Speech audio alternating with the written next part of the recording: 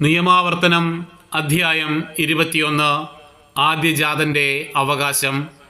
ഒരാൾക്ക് 2 ഭാര്യമാരുണ്ടായിരിക്കുകയും അവൻ ഒരുവളെ സ്നേഹിക്കുകയും മറ്റവളെ ദ്വേഷിക്കുകയും ഇരുവരിലും അവന് സന്താനങ്ങളുണ്ടാവുകയും ആദ്യജാതൻ ദ്വേഷിക്കുന്നവളിൽ നിന്നുള്ളവനായിരിക്കുകയും ചെയ്താൽ അവൻ തൻ്റെ വസ്തുവകകൾ പുത്രന്മാർക്ക് ഭാഗിച്ചു കൊടുക്കുമ്പോൾ താൻ വെറുക്കുന്നവളുടെ മകനും ആദ്യജാതനുമായവനെ മാറ്റി നിർത്തിയിട്ട് പകരം താൻ സ്നേഹിക്കുന്നവളുടെ മകനെ ആദ്യജാതനായി കണക്കാക്കരുത്.